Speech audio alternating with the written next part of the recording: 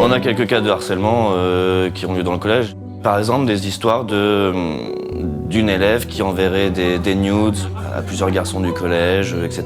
Et donc tout de suite après, une rumeur se met en place. Il peut y avoir régulièrement à la sortie du collège des bagarres.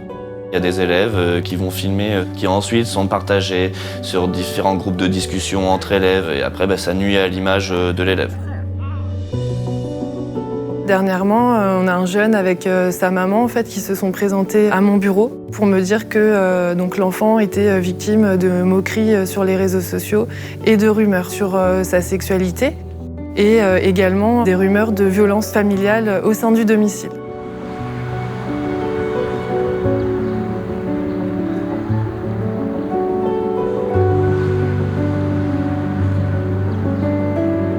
Donc Anissa Creux, je suis la principale adjointe du collège La Bacnay à Rennes. Au sein de ce collège REP, et ça c'est important de le souligner, l'utilisation en tout cas du téléphone nuit gravement à la relation entre les élèves, non seulement à l'intérieur du collège, mais surtout aux alentours. Je m'appelle Alexis, je suis agent de prévention et de sécurité au collège La Bacnay. À l'heure actuelle, tous les conflits passent par les médias. On se rend compte que toutes les affaires de harcèlement ont une origine au sein des médias. Ça amène de la violence. La création des groupes Snapchat, qui pourrait être une bonne idée dans les classes, il y a une dérive, en tout cas, d'utilisation. D'autant plus dans un collège avec de fortes différences, que ce soit entre les élèves, des différences sociales, religieuses, communautaires même. Il y a la rumeur et puis il y a aussi ce jugement de valeur par la méconnaissance de l'autre.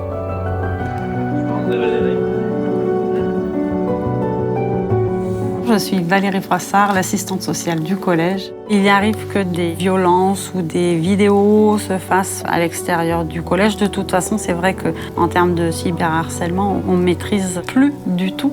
Et voilà, ça peut vite prendre de l'ampleur parce que ça ne s'arrête pas dans le collège ou à l'extérieur.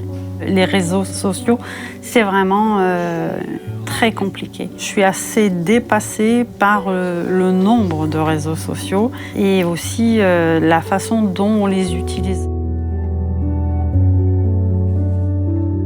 Il y a des choses qui nous échappent parce qu'on n'a pas accès à tous leurs groupes de discussion. Heureusement, ici, les élèves viennent beaucoup nous voir, nous parler, donc on est au courant, mais c'est pas évident et parfois on peut peut-être intervenir un petit peu tardivement et c'est assez difficile pour l'élève quand elle est victime de ça. On m'a fait part des missions de l'UFCV que je ne connaissais pas du tout et j'ai demandé un rendez-vous avec la chargée de l'animation à Rennes. Et en fait, durant cet échange, on s'est rendu compte que l'UFCV disposait d'outils à destination d'élèves et qui pouvaient aborder des thématiques en lien sur le cyberharcèlement, sur le harcèlement général. Dans la classe, qui n'a pas de téléphone? 1, 2, 3. Je m'appelle Philippe Dubreuil, je m'occupe du e-learning et de la digitalisation à l'UFCV. Et j'ai aussi une autre petite fonction qui consiste à gérer des projets numériques et notamment celui qui s'appelle Sociodébat. Sociodébat est un jeu de réalité augmentée, qui est un serious game, qui permet d'aborder différents sujets d'actualité par rapport à différentes tranches d'âge.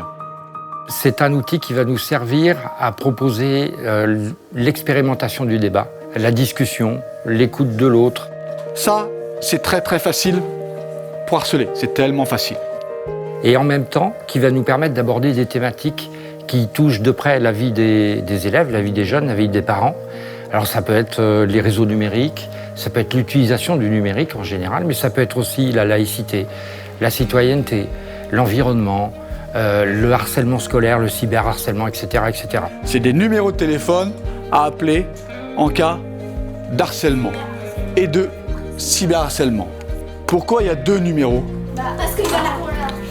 Parce qu'il y en a un, c'est le cyberharcèlement, et il y en a un autre, c'est le harcèlement. Sociodébat, c'est en fait un assemblage de petits outils pédagogiques numériques enjolivés dans un package avec de la réalité augmentée.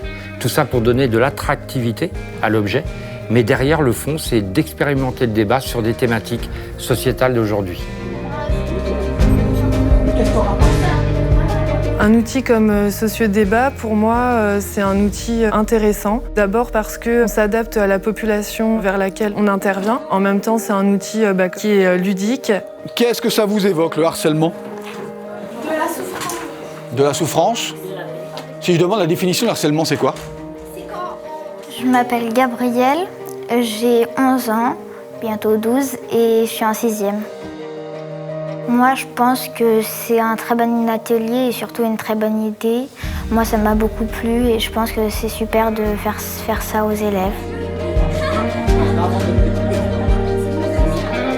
J'avoue que j'ai été séduite, moi, par ce qu'il proposait, parce que c'est une autre façon de parler de thématiques. On peut l'enrichir aussi avec nos propres questions. Le harcèlement, que ce soit de la 6e à la 3e, il est présent. Et il faut qu'on couvre toutes ces tranches d'âge. Donc c'est pour ça faire intervenir l'UFCV et l'animation de ce jeu aujourd'hui pour ça, c'est tout à fait pertinent.